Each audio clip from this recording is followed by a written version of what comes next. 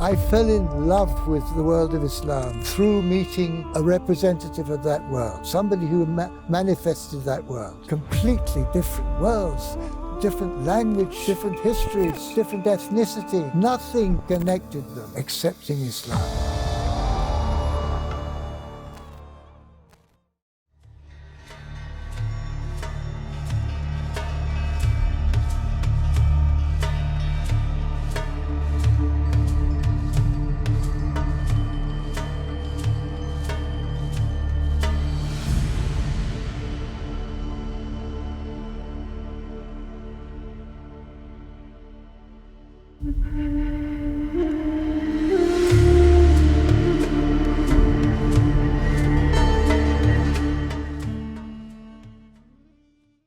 Brother Ahmad Keiler, welcome back. Thank you very much. It's very nice to be back with you. Thank you. It's fascinating what you told me in the last episode. And we ended nearly with the period that you spent with Ustaz Mahmoud, Yeah. the Indian musician. Yes. You became friends and you started organizing for him.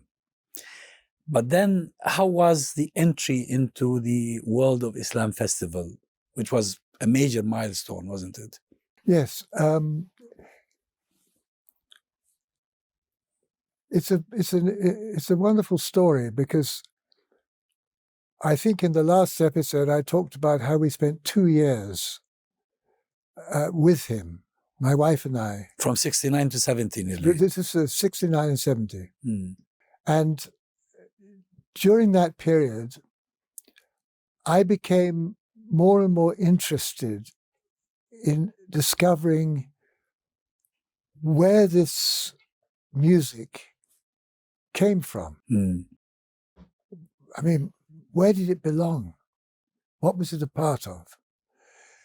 So when I was in America organizing his concert tour, which was to be in, I went to America at the spring of 69, and the concert tour was for the autumn of 69. And when I was there, I started going to the library at Harvard and at Boston University and exploring the books relating to the Mughal Empire. Hmm. Because Mahmud had been explaining to me how this was the music of the court. And so my interest started growing into understanding the court culture. What was going on in these courts? How was it that these courts could produce such amazing music? And of course, then you realize the amazing architecture. Mm. It opens up. The literature, the poetry, all the art forms were nourished. And they were interconnected. They were all interconnected. And the princes were highly educated. These were very educated people. They also had to learn craft. They had to be able to make things with their hands.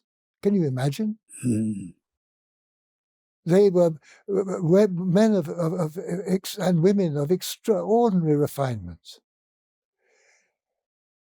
And of course, he taught me a wonderful thing. He showed how the whole purpose of the court was to reach the highest in every art form, which was then disseminated.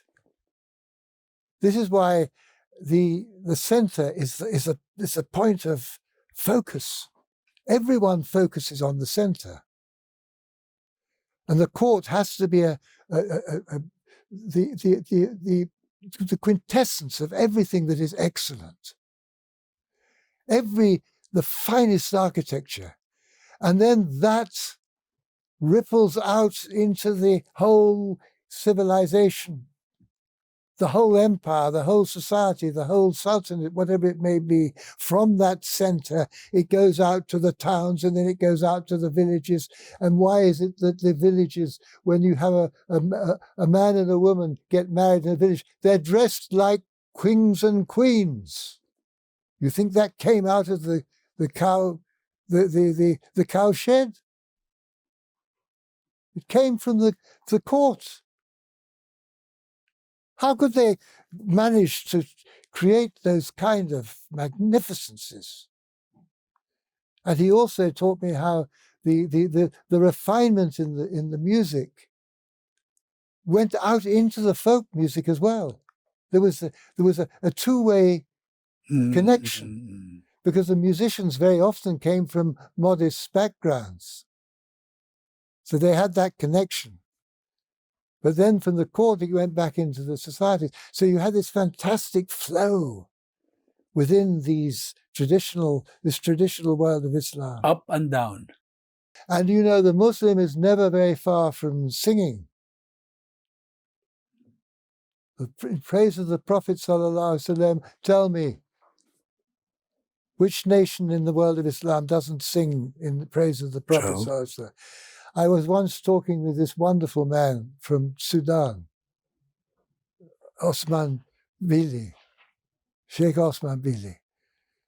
He was from a village in Sudan, about 100 miles from Khartoum, on the Nile, fertile village. And he used to tell me about his childhood in which he said everything came from the village. Hardly anything came from outside the village. Self-sufficient. Completely self-sufficient. And he's telling how there's a family. Everything was made. And he said, when I talk about my childhood to my sons, they think I'm making it up. They think it's a fable. It's completely changed because, of course, the village is no longer the village of his youth. And I said to him, but wasn't the work in the fields hard? And he said, it was hard work, but we made it light because, first of all, we did it together. And the second thing is that we sang. The nasheed. They sang. And this is something which I was beginning to discover with Mahmoud, with his incredible generosity and with his humility, because one of the absolute conditions of a master artist of any kind in the Islamic tradition, the first thing, they have to have humility. And this is born into them as children. They have to have humility.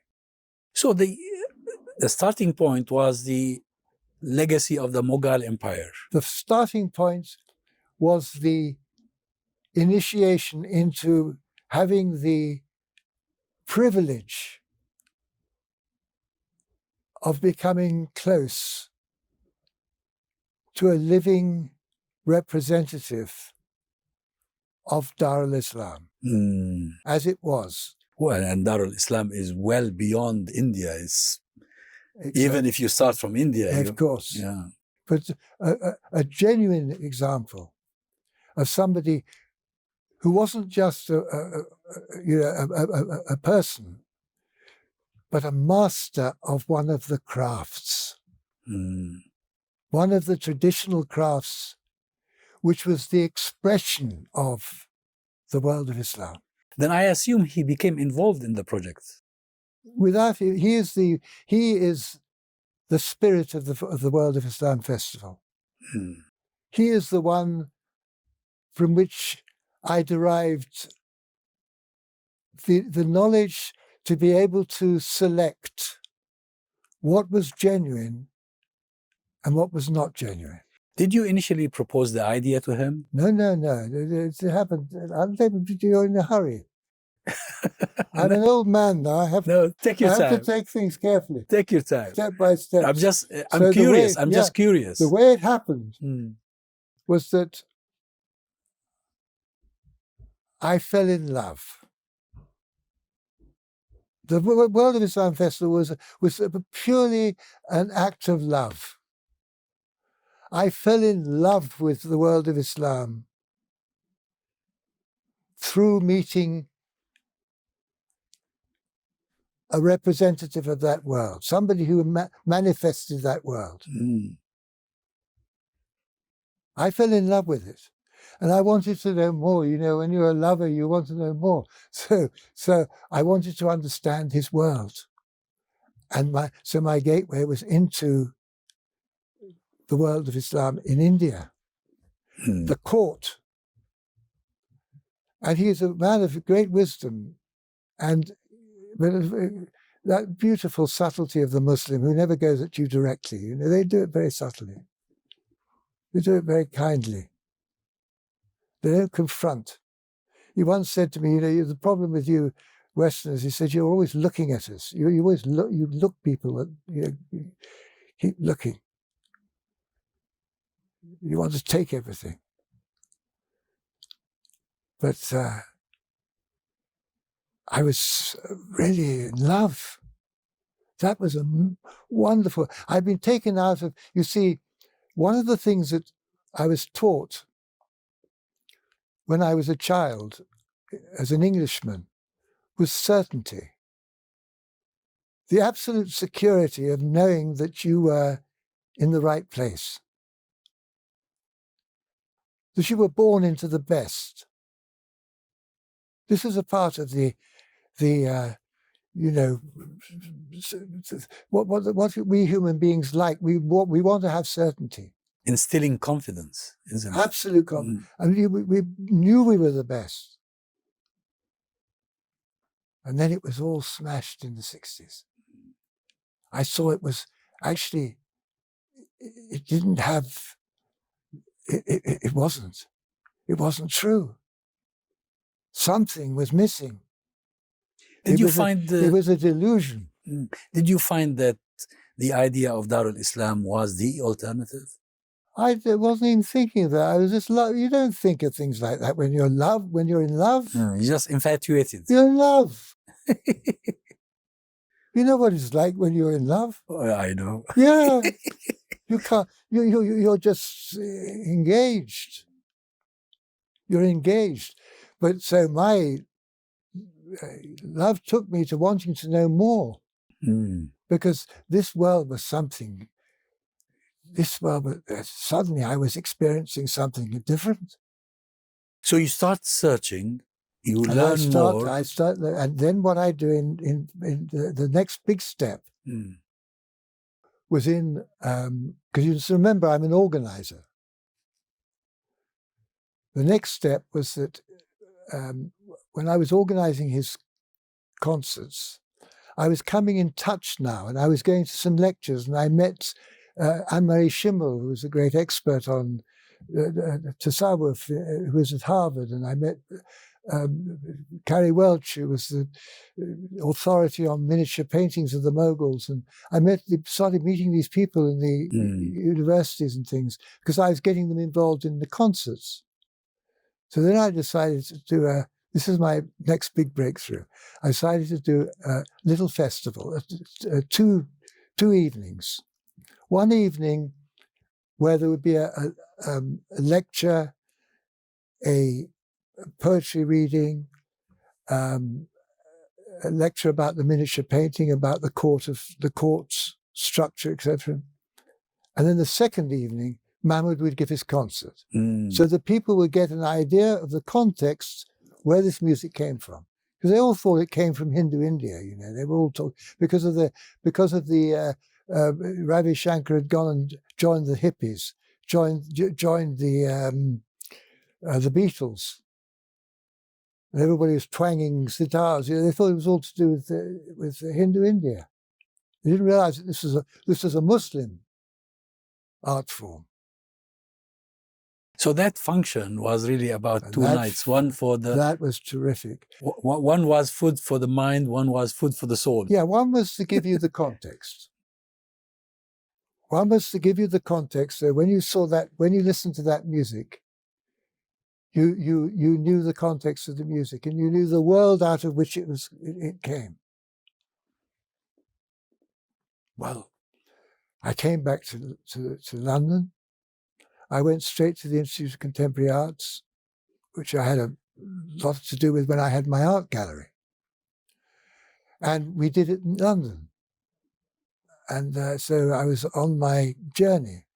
And then I was doing quite a lot of reading, background about Muslim India. I was sort of working away at it. And I was using the British Museum reading room, that wonderful reading room they have, which is now no longer in functioning as their reading room, right in the middle of the museum. So you have all the collections around you, and then you have all the books. So it's a wonderful combination. And I was also reading at the V&A, because they also had a wonderful library. And I had my big breakthrough. This is the moment. And I can only describe this as a vision. There's no other way I can think about it. And that was that I had, in my art gallery, been promoting kinetic art. This is the art of movement. Mm. And a number of my artists were from South America, of Iberian stock, Portuguese or Spanish. Latinos. And because they were dealing with geometric patterns and things, they loved the Alhambra, they loved Moorish Spain, they loved the geometric patterns that came out of Moorish Spain. That's another connection to Dar al-Islam. So I knew something about Moorish Spain. I knew something about the Alhambra. And I was sitting in the British Museum. I suddenly saw. I now knew something about Mughal India. I knew that. And I could see that all the whole structure of the arts, from calligraphy, geometry, the whole, what you could call the mizan of India, was exactly the same as that of Spain, of Muslim Spain. It was the same world, the same criteria, the same principles, the same common denominator. Exactly the same principles. An artist could go from one place to the other and feel completely at home. Local difference. But in terms of the fundamental principles that guided those societies, they were the same. And the only thing that linked them was Islam. Imagine. They were completely different worlds, different language, different histories, different ethnicity. Nothing connected them excepting Islam. And yet they were the same world. Can you imagine? That's a discovery for you. No, I hadn't read it anywhere. There weren't any books about it.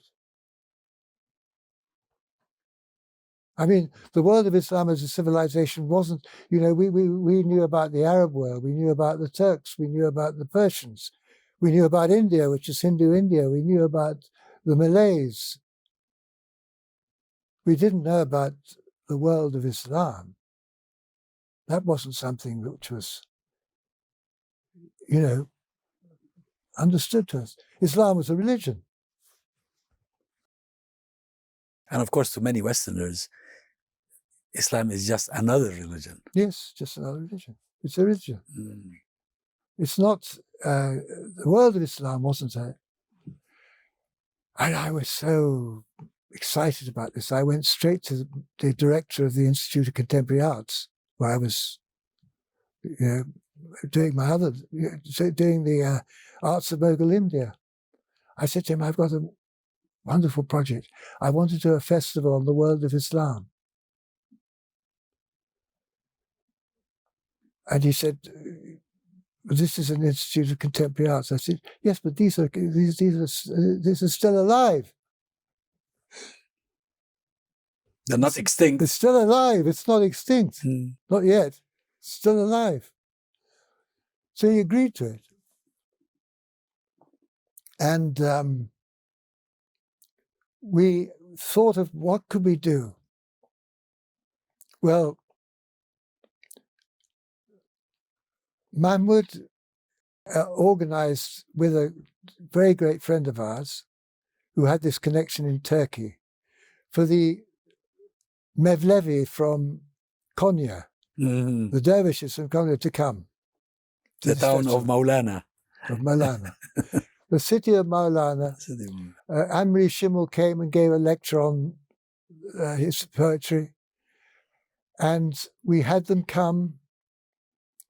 And with them were the finest group of Turkish musicians, classical musicians, because the greatest composers in the Turkish tradition wrote for the Mevlevi. So the highest music of the Turks is in Maulana's Mevlevi in the ceremony. And we had that generation that still had connections through to the Ottomans. The best. Actually, that was one of the few things that remained. It was one of the very few things that remained. And these musicians were incredible. And we had 30 of them came. Some of the turners, the ones who did the turning, and then the musicians. And they performed for a whole week, 7 days, at Friend's House, Euston, which seated 1,000 people. And every single concert was full. It was an amazing experience. That was and then Mahmoud did a concert with the musicians of the Turkish musicians to show the connection between India and Turkey, between the makam system and the raga system. These two great systems which had the same principles which formulate them. And then we had a wonderful exhibition, because what we decided was that the thing that is most attractive for the West in terms of modern art was geometric pattern, was geometry. So we did this beautiful exhibition on the geometry and pattern. And the exhibition was very well received. The Daily Telegraph critic, Terence Mullally, produced an incredible article about it, saying it was one of the most important exhibitions, that this could change the way that things develop. And the evening was, it was a 3-week festival. SOAS played a big part in it. We had a lot of lectures, different aspects of Islam, different aspects of the Islamic world. Because again, this is the world of Islam we were introducing. And this was all a build-up. You're in such a hurry. Be patient with an old man. I'm having to, Anyway, so what happened? This is an incredible story, what happens next. Makes me shiver when I think about it. It just it's incredible what happened. Anyway, Princess Margaret, she opened the festival.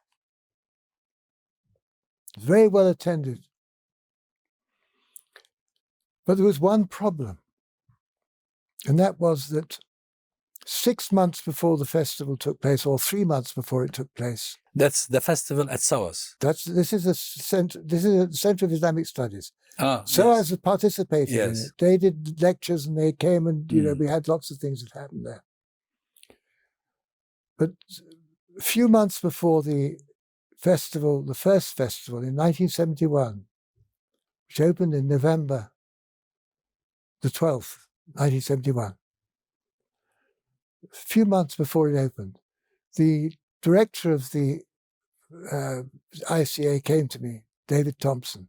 He said, "Look, Paul, I'm very sorry, but we have a problem with our finances. There'd been a freeze from the Arts Council. They'd had some crisis." Mm. And he said, "We're not going to be able to fund the festival." And he said, "You'll either have to cancel it or you'll have to raise the money yourself." So I had to take the whole event onto my own shoulders. And I had to raise the money because obviously I wasn't going to close it down. You know, lovers don't close things down. Lovers just go on. Lovers will just go through, buildings on fire to reach their beloved. True. And that festival was my beloved. I was in love with that festival. Where were you going to look for the money? So where was I going to look for it? Well, I had one wonderful ally who I'd met, and that was the Raja of Mahmudabad, who was the director of the Islamic Cultural Center. And to talk about him, you need another episode. Yeah, But just to say enough, I've heard people speak so highly of him. He was a wonderful man, and we became very close. And he was another authentic representative of that world. So he was another authentic world, which I saw in my imagination. I think he was the first director. He was the first director. Yeah. We have a lovely picture together standing beside the foundation stone of the new mosque before it was built. Mm. He's standing one side, and I'm standing the other side. The one at Regent's Park. Yeah. That was anyway, he was a great support. And he got a contribution of £5,000 from the Kuwaiti embassy.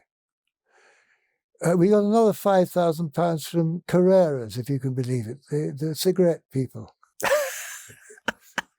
In those days, there wasn't this, recognition.